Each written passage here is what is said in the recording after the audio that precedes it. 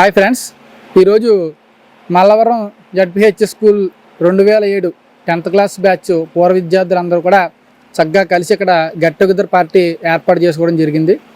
ఎన్నో రోజుల నుంచి కలుద్దామని చెప్పి అనుకుని చాలా వ్యయ ప్రయాసాలు కూర్చి చివరికి ఈ మే 7వ తారీఖున అందరూ కూడా కలుసుకోవడం జరిగింది. ఇదంతా చాలా ఆనందకరంగా ఉంది. చక్కగా ఫ్రెండ్స్ అందరం కూడా మా యొక్క అనుభవాలు పంచుకున్నాం. ఆ రోజు యొక్క అప్పుడు చిన్నప్పుడు చేసిన అల్లరి ఆ స్మృతులన్నీ కూడా చక్కగా అన్నీ గుర్తు తెచ్చుకుని అందరూ ఆనందంగా వాళ్ళ అనుభవాలన్నీ కూడా పంచుకున్నారు. కానీ ఇక్కడ చూస్తూ ఉండేసరికి అప్పుడు మేము చదువుకున్న స్కూలు వేరేలా ఉంది, ఇప్పుడు స్కూల్ కాస్త వేరేలా ఉంది. అప్పుడు చూడడానికి చాలా చక్కగా నీట్గా బాగుండేది. స్కూలు పరిస్థితులు, టీచర్ల యొక్క పరిస్థితులు, అందరి పరిస్థితులు చాలా చక్కగా చాలా బాగుండేవి. ఇప్పుడు చూస్తే అంత అనుగుణంగా ఉందని అనిపించట్లేదు.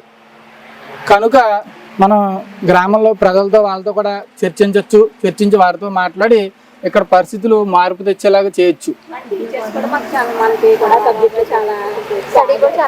అప్పట్లో కూడా స్టడీస్ చాలా బాగుండే ఒక రకంగా చెప్పుకోవాలంటే. ఇప్పుడున్న పరిస్థితులు, విద్యలో ఉన్న నాణ్యత, మనలో ఉన్న మార్పు, పిల్లల ప్రవర్తనలో మార్పు, ఇవన్నీ చాలా మార్పులు వచ్చాయి.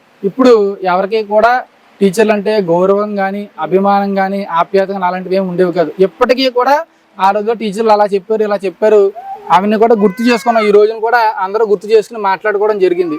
కానీ ఇప్పుడు టీచర్లను ఎదిరించే స్టేజ్కి పిల్లలు ఎదిగిపోయారు అనమాట. మనం చాలా బయట విషయాల్లో వార్తలు కూడా చూస్తూ ఉంటాం. అలా కాకుండా శ్రద్ధాభక్తులతో ఎప్పుడు కూడా మనం విద్యను నేర్చుకోవాలి. నెగ్లెక్ట్ చేయకూడదు. నెగ్లెక్ట్ చేయకుండా ఉంటే చక్కగా విద్య వచ్చిందంటే ఓన్లీ చదువుకోవడం మార్కులు సంపాదించడం కోసం మాత్రమే కాదు. మనం చదువుకున్న చదువు ఎక్కడో చోట ఏదో రకంగా మనకు ఉపయోగపడుతుంది. ఏ రకంగా ఉపయోగపడుతుంది అనేది మనకే తెలియదు. మనం చేసే పనిలో ఈరోజు ఒక ఉద్యోగం చేయొచ్చు, రేపు ఇంకొక ఉద్యోగం చేయొచ్చు.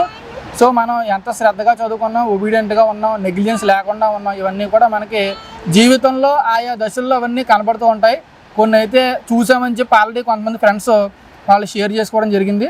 నేను కూడా నా జీవితంలో కొన్ని చోట్ల కొన్ని పరిస్థితులు చూశాను.